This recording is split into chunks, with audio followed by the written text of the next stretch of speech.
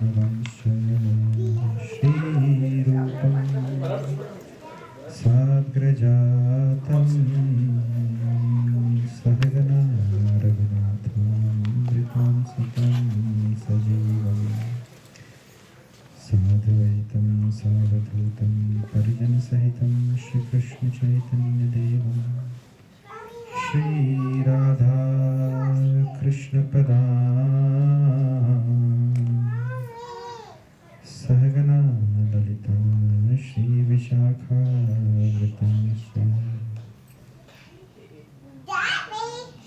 हे कृष्ण करुणा सिंधु दीनबंधु जगत्पति गोपेश गोपिकाकांत राधाकांत नमोस्तुते तप्त कांचन गौरांगी राधे वृंदावनेश्वरी वृषभानुसुते देवी प्रणमामि हरिप्रिये जय श्री कृष्ण चैतन्य प्रभु नित्यानंद श्री अद्वैत गदाधर शिवासादि गौर भक्तवृंद everyone can chant together Hare Krishna Krishna Krishna Hare Hare Hare Rama Hare Rama Rama Rama Hare One more time Hare Krishna Krishna Krishna Hare Hare Hare Rama Rama Rama Hare Hare. Wonderful. So everyone know Hindi, right? So, no? You will understand, right? Because मेरी जो English है वो इतनी अच्छी नहीं है और गुजराती उससे भी गई गुजरी है. So we will start with today's pastime. So how many of you heard about Jagannath Rath Yatra? Which? Perfect. You did? Nice. Anyone else? No one heard about Jagannath Rath Yatra in India? आप सबने सुना है, right? So question is, उसका महात्म्य क्या है? आपने सुना होगा there are tons of people, बहुत सारे लाखों के काउंट में लोग उमड़ते हैं कहाँ पे जगन्नाथपुरी में भगवान का रथ खींचने के लिए. तो there should be something behind it, जिसकी वजह से लोग इतने ज़्यादा संख्या में वहाँ पे जाते हैं रथ को खींचने के लिए. So is there a reason behind it? उसका महात्म्य क्या है? कुछ पता है आपको? Okay, दूसरा क्वेश्चन. So काशी में मरण बहुत इंपॉर्टेंट है. ये भी आपने सुना होगा, राइट? Why? क्यों? कहीं भी कुछ भी सुना होगा तो कुछ ना किसी के पीछे कुछ ना कोई रीजन रहता है, राइट? तो जैसे काशी में मरण इंपॉर्टेंट है, क्यों? क्योंकि वहां पे जिसकी मृत्यु होती है उनको मोक्ष दिया जाता है. बोलते हैं कि एक बार काशी में जो मर गया उसको मोक्ष मिल गया. लेकिन what is the technicality behind it? जब भी कोई इंसान काशी में अपना देह त्यागता है तो कहते हैं कि भगवान विश्वनाथ खुद उसके कानों में जाके राम तारक मंत्र का उच्चारण करते हैं और उसको विधिवत वैष्णव संप्रदाय के अंदर जो उनके अधीन आती है, जिसे हम रुद्र परंपरा कहते हैं, उसके अंदर दीक्षित करते हैं. ऐसे ही उस जीव का फिर कल्याण हो जाता है और उसे मोक्ष की प्राप्ति होती है. वैसे ही जो जीव जगन्नाथपुरी में, ये पद्म पुराण में जगन्नाथपुरी रथ यात्रा का महात्म्य है कि जो भी जीव जगन्नाथपुरी में जाके रथ को खींचेगा, कहते हैं कि उसको इस संसार में वापस नहीं आना पड़ेगा, राइट? उसके पीछे रीजन क्या है? जैसे वहां पे तो हमने सुना कि काशी विश्वनाथ आके कानों में राम तारक मंत्र सुनाते हैं, लेकिन यहाँ इसके पीछे टेक्निकलिटी क्या है? तो जो भागवत गीता है जिसका चैप्टर नंबर 8, किसी को पता है उसका नाम क्या है? What is the name of chapter number 8 Bhagavad Gita? भगवत प्राप्ति, राइट? सो भगवत गीता का जो चैप्टर नंबर 8 है उसको भगवत प्राप्ति कहा गया है, जिसके अंदर भगवान श्री कृष्ण अर्जुन को अलग अलग रास्ते बतलाते हैं कि भैया तुम किस किस तरीके से मेरे पास आ सकते हो। देखो भगवान ने एक ही रास्ता नहीं बताया। हमारा जो संप्रदाय है जिसे हम सनातन धर्म कहते हैं, ये ना बहुत ज्यादा इसके अंदर परमुटेशन कॉम्बिनेशन है।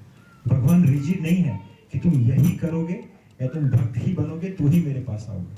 भगवान ने गीता के अंदर करीबन 25 डिफरेंट वैरायटीज ऑफ रास्ते बताए हैं।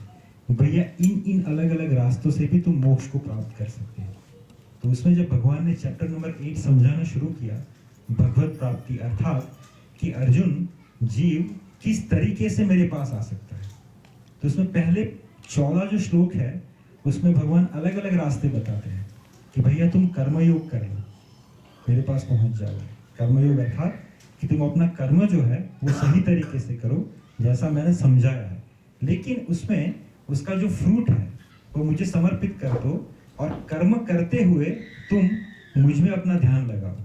अर्थात यहाँ पे भक्ति का छोटा सा एलिमेंट भगवान ने ऐड कर दिया कि तू सब कुछ कर लेकिन थोड़ी सी भक्ति उसके अंदर ऐड कर दे उस कर्म में, तो तू मेरे पास पहुंच जाएगा। फिर भगवान ने अर्जुन को बताया, अच्छा कर्म नहीं करना है तो तू हठ योग कर ले। किसी लोगों को योग में बहुत इंटरेस्ट है, बाबा रामदेव, राइट? सो योग करते हुए तू मेरे पास आ जाएगा। उसके अंदर ही भगवान ने थोड़ा सा भक्ति का एलिमेंट ऐड कर दिया। बोला कैसे योग कर तू? षट चक्र विधि से, अर्थात कि अपने दोनों भवों के बीच में अपने प्राणों को स्थिर करने का प्रयास कर और फिर अपने मन को मुझ में स्थिर कर। जब तू ये प्रयास सीख लेगा और अपने प्राणों को त्यागेगा तो तू इसी योग पद्धति को करते हुए मेरे पास पहुंचेगा। भगवान थोड़ा और आगे जाते हैं, लेकिन कहते हैं अर्जुन इन सब में से भी सबसे इंपॉर्टेंट क्या है? अगर तू अपना सर्वस्व, सर्व ध्यान, everything you surrender on to me, अर्थात मन मना भव मद भक्तो मद्याजी माम नमस्कुरुहु, मीन्स तू मेरे बारे में सोच, मेरी सेवा कर, मेरी पूजा कर। भगवान कहते हैं ऐसे जो भक्त हैं जो भक्ति योग से मेरे पास आते हैं उसे मैं सबसे बड़ा महानुभव कहता हूँ, क्योंकि ऐसा करने वाला हर जगह मुझे देख सकता है और मैं उसे देख सकता हूँ। ना तो वो मेरे से दूर है ना मैं उससे दूर हूँ, right? So this is the essence भगवान सेज इन चैप्टर नंबर 8 कि भैया भक्ति योग इज द बेस्ट, राइट? तो हम आते हैं कि रथ यात्रा के पीछे का महत्व क्या है, रथ खींचना क्यों भगवान कहते हैं कि why it is so important. तो 5000 साल पहले कृष्ण के एक सखा थे जो कृष्ण के साथ रहते थे, जो बहुत ज्यादा इंटेलिजेंट थे। किसी को उनका नाम पता है? जो कृष्ण के कजिन थे, जिनको पता है, जो मेरे साथ रहते वो ना बोले, किसी और को भी चांसेस दे। यस, प्रभु से उद्धव। अब ये जो उद्धव थे वो कृष्ण के सखा थे, कृष्ण के कजिन थे, देखने में भी कृष्ण जैसे ही थे और ज्ञान में भी कृष्ण के हूबहू थे। तो उद्धव के पास असीम ज्ञान था, भगवान जितना ही ज्ञान था। तो भगवान कहते थे कि यार उद्धव को मैं क्या दूं, क्योंकि उद्धव के पास ज्ञान तो मेरे बराबर ही है, तो जो मेरे बराबर ज्ञान वाला है उसे मैं ज्ञान तो दे ही नहीं सकता, लेकिन उसके पास क्या नहीं है? विजडम। सो देखिए, नॉलेज एंड विजडम में डिफरेंस क्या है? नॉलेजेबल इंसान कृष्ण को जानता है कि कृष्ण कैसे हैं, उसके पास नॉलेज रहता है। लेकिन जो भक्त है, जिसके पास विजडम है, वो कृष्ण को समझता है कि भगवान का स्वभाव कैसा है। और ये जो स्वभाव के बिना की जो आपकी साधना है वो बहुत शुष्क है, ड्राई है, राइट? तो भगवान ने सोचा कि ये उद्धव जो है मेरा प्रिय सखा है, मुझे उसका कल्याण तो करना है, तो उसे कल्याण करने के लिए मुझे क्या देना पड़ेगा? भक्ति देनी पड़ेगी, राइट? उसे समझाना पड़ेगा कि मेरा स्वभाव कैसा है। लेकिन वो समझाने के लिए मैं पर्याप्त नहीं हूं, उसके लिए उसको कहां पे जाना पड़ेगा? जो इनकी आचार्य है। और इनके आचार्य कौन है? प्रेम की आचार्य, भक्ति की आचार्य, गोपी। एक बार किसी ने कबीर से कहा, कि कबीर आपका जो प्रेम है भगवान के लिए वो बहुत उम्दा है, बहुत उच्चतर है, आपके प्रेम की क्या मैं बातें करूं? तो कबीर कहते हैं, उसका जो दोहा है वो बहुत ब्यूटीफुल है।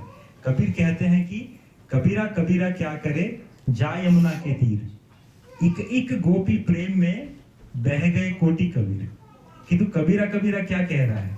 जा उस यमुना के तीर वृंदावन, जहाँ पे एक एक गोपी के प्रेम में मेरे जैसे कोटि कबीर बह जाते हैं। तो भगवान कहते हैं जो भक्ति की आचार्य है, जो प्रेम की आचार्य है, जो मेरे बारे में किसी को समझा सकती है, वो गोपी से अतिरिक्त और कोई नहीं है। तो मुझे उद्धव को कहाँ पे भेजना है? गोपी। तो श्रीमद् भागवतम में श्लोक आता है कि गच्छो उद्धव ब्रजम सौम्यम, राइट? तो सोचिए जो सभी शास्त्रों के केंद्र बिंदु है, सभी पुराण, सभी उपनिषद जिसकी गाथाएं गाते हैं, जिसकी कथा कहते हैं, राइट? सभी श्लोक जिसकी अभ्यंजना में बोले जाते हो, जिसकी स्तुति करते हो, गुरुजन जिसकी शरण में भेजते हैं कि भैया कोई भी गुरु रहेगा जो ऑथराइज गुरु होगा, वो क्या करेगा? उसे भगवान श्री कृष्ण की शरण में भेजेगा। तो गुरुजन जिसकी शरण में भेजते हैं, जो महाजन है श्रीमद् भागवतम के 12 महाजन, वो भगवान को मिलाने का ठेका लेते हैं। और वो भगवान किसके पास उद्धव को भेज रहे हैं? गोपियों के पास। तो उद्धव जो है भगवान का पत्र लेके कहां पे जाते हैं? वृंदावन। अब देखिए ये भी कुछ अजूबा है। भगवान वृंदावन और मथुरा के बीच जो गए हैं, डिस्टेंस कितना है? 20 minutes if you drive, and if you walk it is 1 hour और 1 आवर 50 मिनट्स, राइट? तो गोपियां ना तो वृंदावन से मथुरा गई, ना ठाकुर जी मथुरा से वृंदावन गए। उद्धव को लेटर देके भेज रहे हैं। क्यों? क्योंकि ये जो मथुरा वृंदावन का जो डिस्टेंस है, वो डिस्टेंस का डिस्टेंस नहीं है, वो भाव का डिस्टेंस है। वो माधुर्य वर्सेस ऐश्वर्य का डिस्टेंस है, वो प्रेम वर्सेस बिजनेस का डिस्टेंस है। भगवान मथुरा में बिजनेस कर रहे हैं, वृंदावन में प्रेम है। नंद बाबा से प्रेम है, सखाओं से प्रेम है, गोपाओं से प्रेम है, गौवा से प्रेम है उनको, राइट? तो भगवान उद्धव को भेजते हैं लेटर देके कि भैया उद्धव मैं जा नहीं पाया, तुम इस लेटर को जाके वृंदावन दे के आओ। उद्धव कहते हैं प्रभु मैं सुबह निकला रथ लेके, शाम को रिटर्न। ठाकुर जी बोले ठीक है। उद्धव गए थे एक दिन के लिए, कितने दिन बाद वापस आए? Any idea? 6 months I think, but you might be right, I might be wrong. भगवान 6 महीने बाद वापस आए, और 6 महीने बाद आके कृष्ण से मिलते हैं। तो कृष्ण से क्या कहते हैं? कृष्ण तुम तो बड़े निष्ठुर हो। भगवान ने जब ये निष्ठुर वर्ड सुना ना, तो भगवान समझ गए कि उद्धव को जो चाहिए था वो मिल गया, राइट? फिर कृष्ण और उद्धव का संवाद होता है।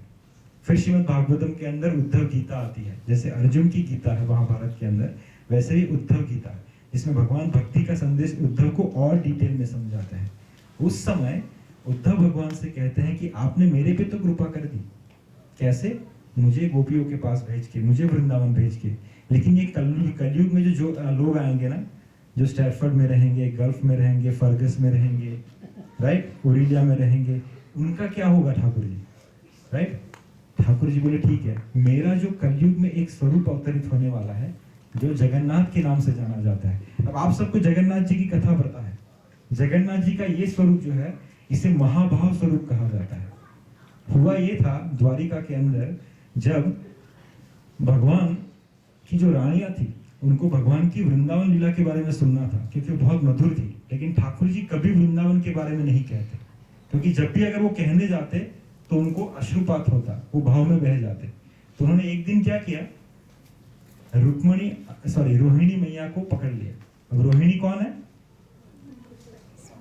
दाऊ जी की मम्मी है। अब ये रोहिणी जी का जो इंपॉर्टेंस है वो क्या है शास्त्र में, कि ना तो कृष्ण की सभी लीला यशोदा मैया ने देखी अपने आंखों से, ना कृष्ण की सभी लीला देवकी माता ने देखी अपने आंखों से।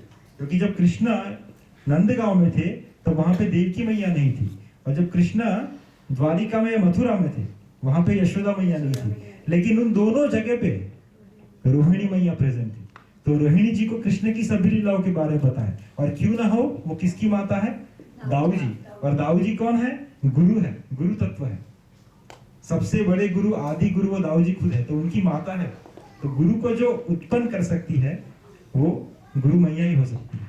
तो उन्होंने रोहिणी मैया को पकड़ा और कहा कि माता आप ही हमें बताओ भगवान की वृंदावन लीला के बारे में। तो रोहिणी माता ने कहा कि मैं कहना तो शुरू कर दूं, लेकिन अगर ये दोनों आ जाएंगे ना तो मुझे कहने नहीं देंगे। तो बोले कोई नहीं, एक जुगाड़ करते हैं, हम दरवाजे के ऊपर उनकी बहन को बिठा देते हैं, क्योंकि उनकी बहन को मना नहीं कर पाएंगे। तो उनकी बहन कौन है? सुभद्रा मैया। तो सुभद्रा मैया को गेट के ऊपर बिठा दिया, कहा कि तुम कृष्ण बलराम को अंदर मत आने देना। और यहाँ पे कथा शुरू होती है। लेकिन उसी समय जैसे खाने की खुशबू फैल जाती है ना, वैसे ही अपने प्रियजनों की बातों की खुशबू इंसान को पता चल जाती है। तो ठाकुर जी और ताऊ जी दरवाजे के ऊपर आ गए और उन्होंने रोहिणी से सुभद्रा जी से कहा कि हमें भी अंदर जाने दे। तो बोले मेरा वचन है कि मैं आपको द्वार पे ही रोक के रखूं। तो बोले ठीक है, हम यहाँ पे खड़े रह के कथा सुनेंगे वृंदावन के बारे में। कथा शुरू होती है, भगवान भाव में चले जाते हैं और भाव में जाते जाते उनके जो हाथ है वो सिकुड़ जाते हैं। अगर मैं आपको कोई आपकी बहुत प्रिय चीज के बारे में बताऊं, प्रिय जन के बारे में बताऊं, तो आप धीरे धीरे सिकुड़ने लगते हो, आपकी आंखें बाहर आने लग जाती है। और भगवान एकदम से सिकुड़ गए, आंखें बड़ी हो गई उनकी। ये कथा तीनों को सुन के ये प्रभाव दे रही थी। उसी समय देवर्षि नारद प्रकट हो जाते हैं, कहते हैं कि ये जो आपका स्वरूप है, जो महाभाव स्वरूप है, ये मैंने कभी नहीं देखा। मैं चाहता हूं कि इसके दर्शन सभी भक्तों को हो। आप मुझे वचन दीजिए कि आप कभी ना कभी इस स्वरूप को प्रकट करेंगे। तो भगवान कहते हैं देवर्षि नारद, कलयुग में मैं इस स्वरूप में प्रकट होऊंगा, जो मेरा महाभाव स्वरूप है। तो ये भगवान का सबसे बोले ना एक्सटेसिक फॉर्म है, राइट। तो कहने का तात्पर्य है कि भगवान ने उद्धव से कहा कि कलयुग में जब मैं आऊंगा अपने इस जगन्नाथ स्वरूप के अंदर, तो मैं एक ऐसी लीला करूंगा जिससे मैं इन सब लोग जो यहाँ पे रह रहे हैं उनको अपने साथ कहाँ पे ले जाऊंगा, जहां पे उन्होंने उद्धव को भेजा था। वो कहाँ पे? वृंदावन। तो जो सांकेतिक एग्जीक्यूशन है ऑफ जगन्नाथ की रथ यात्रा, वो क्या है? आप द्वारिका अर्थात श्री मंदिर से रथ को खींचते हुए गुंडीचा मंदिर ले जाते हो, जो वृंदावन का सांकेतिक स्वरूप है। जो श्री मंदिर है वो द्वारिका का सांकेतिक स्वरूप है। तो जब आप ले जाते हो सब, तो आप क्या करते हो? आप कृष्ण को ले जाते हो वहां पे? नहीं, आप कृष्ण को ले जाते खुद भी वृंदावन चले जाते हैं। तो भगवान का जो बहुत ही प्यारा सा मर्सीफुल स्वरूप है, वो क्या करते हैं? अच्छा मुझे ले जा रहे हो, ले जाओ, चलो खींच के ले जाओ, सब ले जाओ, खींच के ले जाओ। लेकिन साथ साथ हम भी ठाकुर जी के साथ कहाँ पे चले जाते हैं? वृंदावन चले जाते हैं। तो कलयुग में जो है भक्ति जो है बहुत आसानी से मिलती है, क्योंकि यही सब तिगड़म जो है कलयुग में भगवान ने बिठा के रखे हुए हैं कि आप इतनी सी छोटी सी एक्टिविटी करो, आपको भक्ति का वो टोकन मिल जाएगा, आपको भगवान पहुंचा देंगे। और एक बार जिसने भक्ति को सच में चख लिया, फिर वो कैसा है? वो किसी और चीज को चख नहीं पाएगा, right? So this is the महात्म्य behind sweet pastime of lord Jagannath. Any questions you have? Any comments?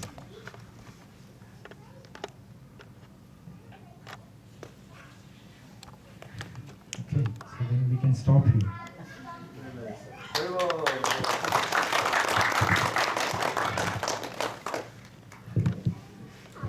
And अगर आप में से किसी को भी भागवत गीता आपके पास नहीं है या आपके पास श्रीमद् भागवतम नहीं है, तो ये बहुत ही उचित समय है, बहुत ही ऑस्पिशियस समय है। अगर आप चाहे तो हमें बता सकते हैं, हमारे पास निमाय निताई प्रभु है, वो आपको श्रीमद् भागवतम या भागवत गीता अभी दे सकते हैं। तो अगर आपको चाहिए तो आप उनसे मिल सकते हैं। परफेक्ट।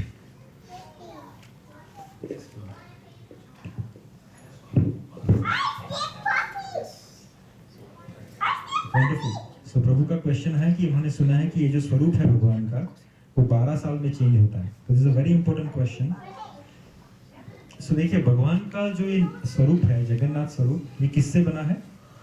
लकड़ी से बना है, राइट?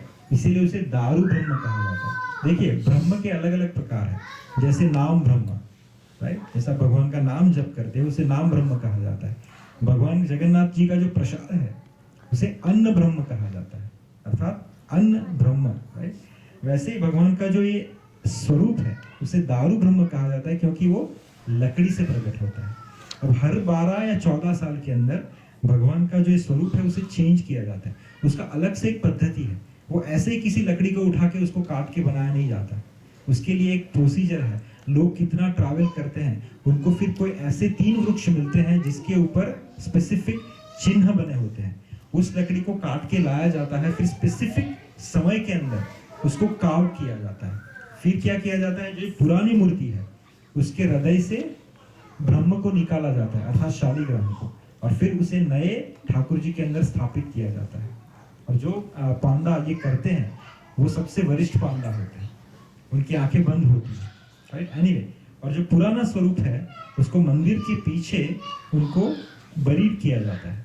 उसकी भी एक कथा है जो कुछ अजूबों में से एक अजूबा है कि वो जो बरीड किया जाता है it is like a lake, यानी ये आपका घर है तो यहाँ पे जो ऐसे लेक जैसा बना है उसके अंदर तीनों मूर्तियों को पथरा जाता है और फिर उसको से दफनाया जाता है, राइट। जब वर्षा होती है तब आसपास कितना भी पानी एकत्रित हो जाए लेकिन वो जो लेक जैसा उसके अंदर पानी की एक बूंद नहीं रहती, राइट। और ये जो लकड़ी से जो नई मूर्ति बनाई जाती है उसकी जो कुछ शेष लकड़ियां बच जाती है, क्योंकि वो लकड़ियां सामान्य लकड़ियां नहीं है, वो स्पेसिफिक तरीके से उसको लाया जाता है, उसकी कुछ मुद्रा बनी होती है, तो these are the divine trees specifically. और उसकी जो लकड़ियां बच जाती है उससे कुछ विशेष विग्रह बनाए जाते हैं, जैसे ये विग्रह उसी लकड़ी में से बने हैं। तो जगन्नाथ जी जो आज पुरी के अंदर विराजमान है श्री मंदिर के अंदर, वो जिस लकड़ी से बना है, जिस पेड़ की लकड़ी से बना है, उसी पेड़ की लकड़ी से, उसी पेड़ की शेष लकड़ी से इस जगन्नाथ जी को बनाया गया और यहाँ पे लाया गया। तो सोचिए आपके घर पे जो ठाकुर जी आए हैं वो जगन्नाथपुरी श्री विग्रह के ही ठाकुर आए हैं।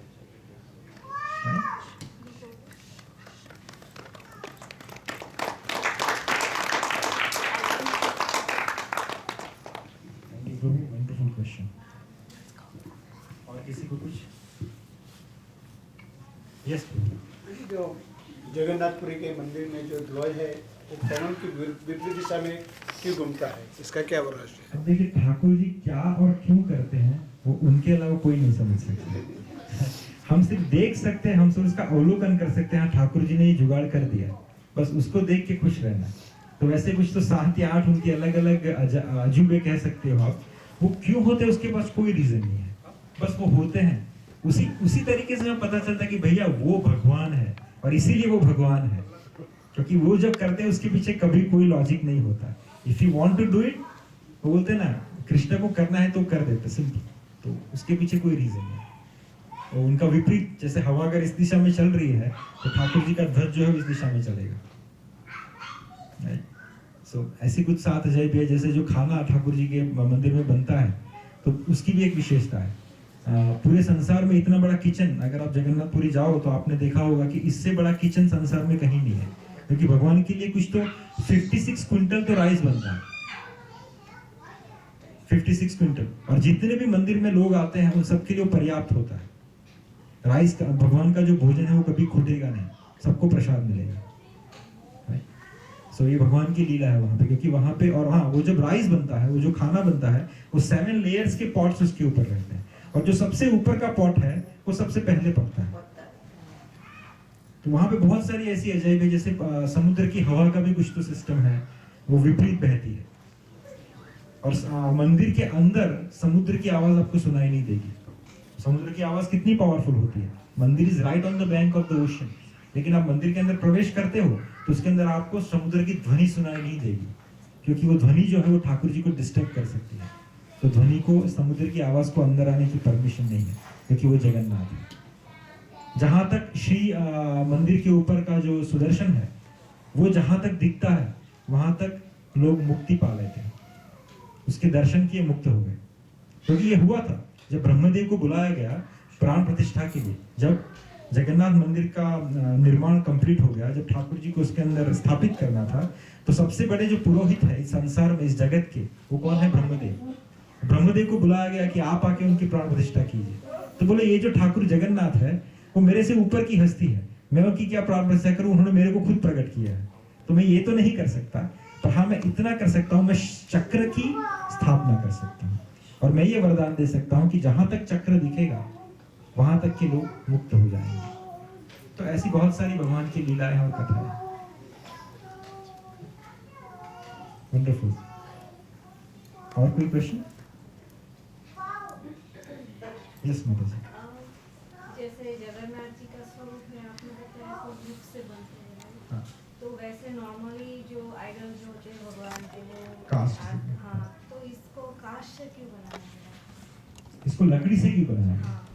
हाँ, क्योंकि ये ठाकुर जी की इच्छा थी। जब ये कथा, अगर आप ग्रुप में हो ना, भागवत गीता ग्रुप में, मैं आपको वापस से शेयर करूंगा। ये कथा हमने शेयर की है। तो ये ठाकुर जी की लीला थी। ये ठाकुर जी इससे पहले ये स्वरूप जो था वो नील माधव के नाम से स्थापित था, राइट।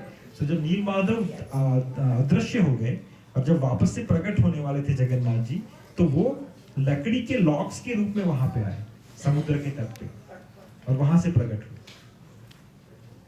तो ये इनका नटखटपन कहना। वो कहते हैं ना, ठाकुर जी और राम जी में दो अंतर है, कृष्ण और राम में दो अंतर है। राम जी की मूर्ति देखोगे आप सीधी मिलेगी, क्योंकि वो सीधे हैं, जो भी है वो सीधा करते हैं, सीधी दिशा में चलते हैं। लेकिन हमारे ठाकुर त्रिभंग ललित है, वो टेढ़े हैं। देखो यहाँ से भी टेढ़े, यहाँ से भी टेढ़े, यहाँ भी वो चलेंगे तो भी टेढ़ा ही चलेंगे। तो उनकी कोई भी चीज है वो सीधी समझ में नहीं आएगी, वो कुछ ना कुछ लीला करके ही चलते हैं, उसको उसमें मजा आता है। राइट?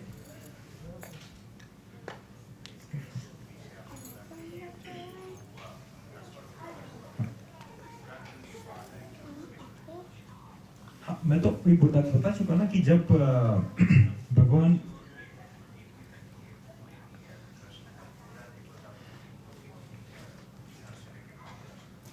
ये भी ऑल्सो पार्ट ऑफ दैट कथा। तो क्या हुआ था कि जब ठाकुर जी खुद प्रकट हुए इस मूर्ति को कास्ट करने के लिए, क्योंकि जब ये लकड़ी के तीनों लॉग्स आ गए समुद्र के ऊपर, राधा इंद्रद्युम्न ने उसको लेके आए और फिर वहां पे उसको एक रूम में रखा कि भैया कोई भी शिल्पी आओ और इसको कार्व करो, मुझे इसकी नील माधव ठाकुर जी की त्रिभंग ललित मूर्ति में इसको परिवर्तित करना है।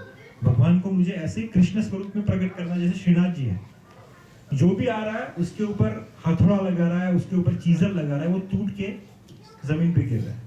कोई लकड़ी के ऊपर कोई भी औजार काम नहीं कर पा रहा। उस समय ठाकुर जी खुद क्या बन के आए? एक बुजुर्ग विश्वकर्मा के स्वरूप में प्रकट होते हैं। बोले मैं इसको कार्व करता हूं, पर कंडीशन ये है कि कोई मुझे डिस्टर्ब नहीं करेगा, कोई दरवाजा खोलेगा नहीं। अगर किसी ने खोल दिया तो मैं उसी समय अदृश्य हो जाऊंगा। राइट? तो ठाकुर जी ने वहां पे कार्विंग शुरू किया। टक टक टक टक टक टक आवाज आ रही थी। कुछ दिन बीत गए, उसके बाद कुछ महीने बीत गए, तो यहाँ पे टक टक की आवाज बंद हो गई। ये इन्हीं की लीला है, इन्हीं को खेल खेलना है, उनको खेलने मजा आता है। तो यहाँ पे जो बाहर जो राजा थे उसको लगा रहे ये बुजुर्ग थे, खाना पीना कुछ नहीं खाया, कहीं परलोक तो नहीं सिधर गए, तो उनसे रहा नहीं गया, तो उन्होंने दरवाजा खोल दिया। जैसे ही दरवाजा खोल दिया तो ठाकुर जी की इतनी ही बनी प्रतिमा थी और इतनी ही बनी रह गई। तो ये जो राजा थे उनको बहुत शौक हुआ, वो बहुत विलाप करने लगे। तो स्वप्न में वापस से नील माधव प्रकट हुए, हंस रहे, अरे मुझे ऐसे ही प्रकट होना था तो मैं ऐसे ही प्रकट हो गया, इसमें तेरी कोई गलती नहीं है। ऐसा ही सिमिलर सिचुएशन कहां पे हुआ था? गुजरात में एक जगह है, बता सकते हैं कोई?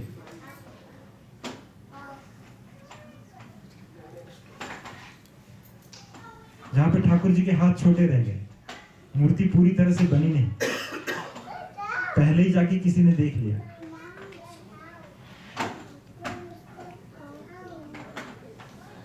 द्वारिकाधीश, द्वारिका में जो ठाकुर है वो असली द्वारिकाधीश नहीं है। जो असली द्वारिकाधीश है वो कहां पे है?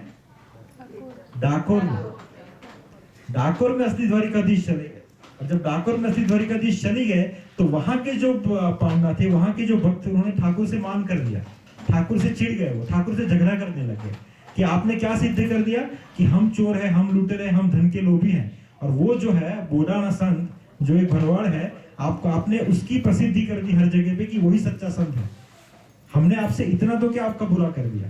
तो ठाकुर ने कहा आप भी शांत हो जाओ। तो बोले शांत बात नहीं, हमें आप वहां पे भी चाहिए। तो बोले ठीक है, ये जो वेल है बाहर, there is a well also जहां से ठाकुर प्रकट हुए, आप इतने दिन पश्चात जाके देख लेना, मैं उसी से प्रकट हो जाऊंगा।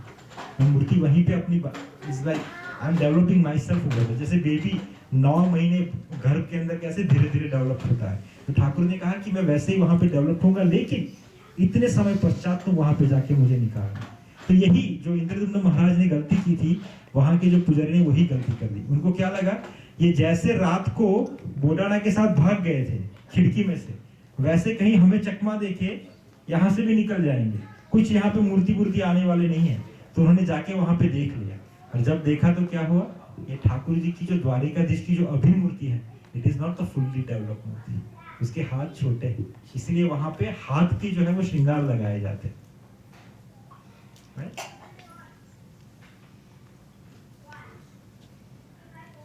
और कोई प्रश्न?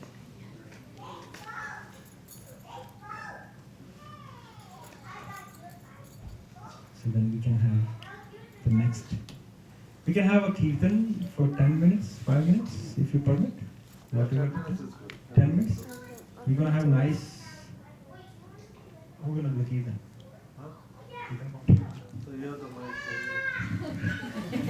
So we can do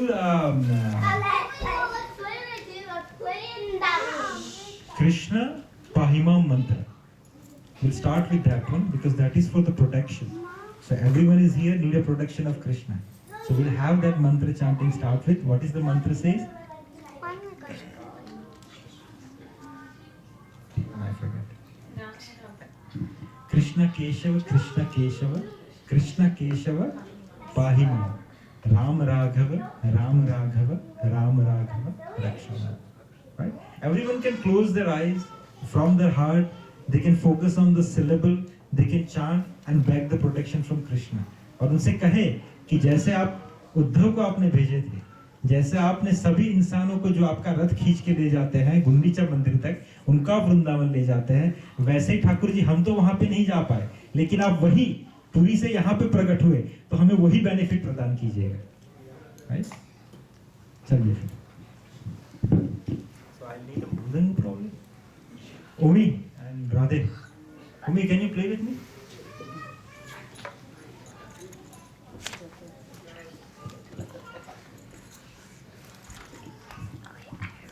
You're welcome.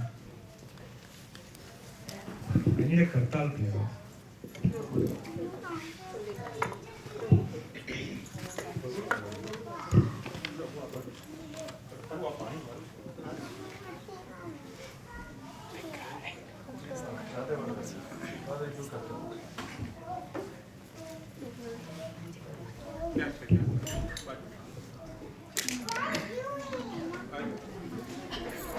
Krishna Keshava, Krishna Keshava, Krishna Keshava, Pahima,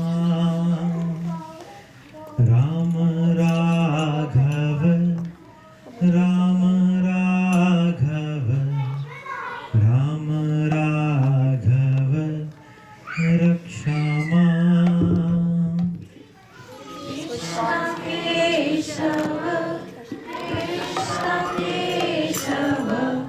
Krishna Keshava, Pahima, Ram Raghava, Ram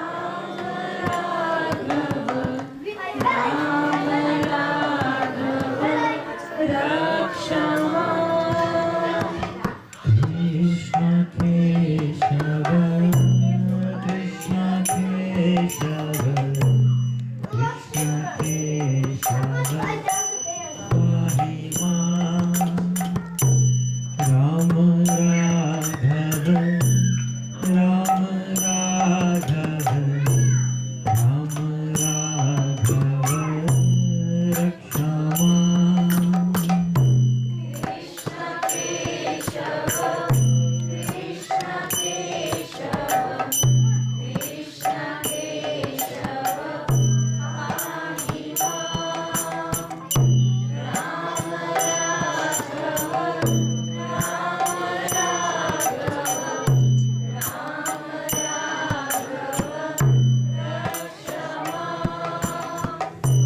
Krishna Keshava, Krishna Keshava, Krishna Keshava, Pahima, Ram Raghava, Ram Raghava, Ram Raghava, Rakshama. Krishna Keshava,